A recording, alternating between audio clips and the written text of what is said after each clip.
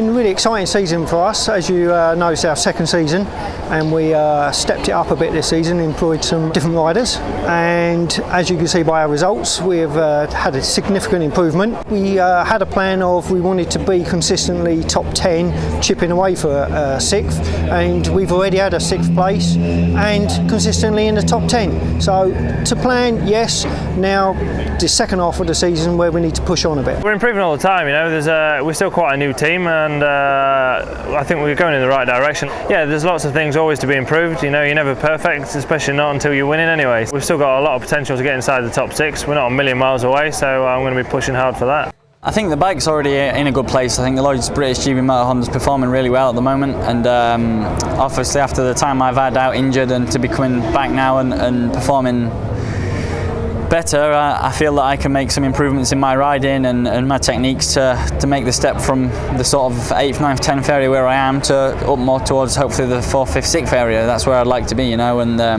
yeah, that should be in the top 10 regularly. Me and Pete are now starting to show promise of that, and I've had a couple of 8 finishes in the last couple of rounds, so we should, the worst case scenario should be 10th or better, you know, so we're pushing forward for that. Like I say, take the odd problem out of the equation, we should be, the worst case should be top 10 and the best case should be up towards the top 5. What a start for Shaky Byrne. He just aims for the very, very first early apex there at Paddock Hill Bend, and it looks as if the two Samsung Hondas might have launched side by side down the hill. Dan Linfoot, did I say he was making progress? He's got Rutter now. He's moved through to 8th place, which was the position he reached in the second race at Snetterton. Here's Dan Linfoot, number 4 on the Lloyds Finance GB Motors Honda. What a move on the purple and white bike. He's come from a long way back. He's now launched past Keith Farmer into 7th place. Good. Well, what do you always say about Dan Linfoot? I like him anyway. He's a fellow Yorkshireman, but he can ride a bike. There's no question. Good mid-corner speed past Hawthorne's, the point at which Shaky Byrne dramatic. Oh, dear me.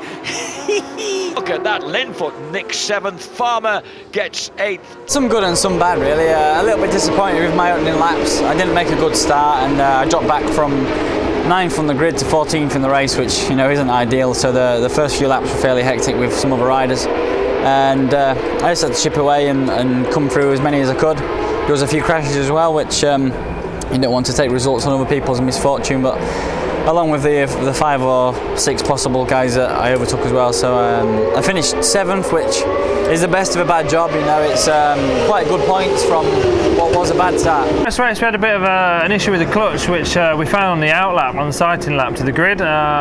Basically it was like the clutch was being pulled in when I was braking, so I had no engine braking, which just basically made the bike really difficult to ride.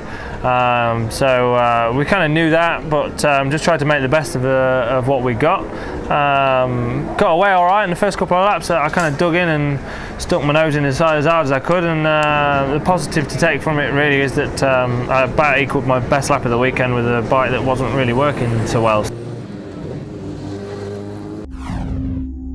Shane Byrne will be furious with himself from race 1. Look at the angle of Josh Brooks as he sprints towards the first turn. But Shaky Byrne, would you believe it, 4th on the grid, first into the first turn. A brilliant start from the reigning champion. Linfoot, a better start this time, and Mainwaring in 12th.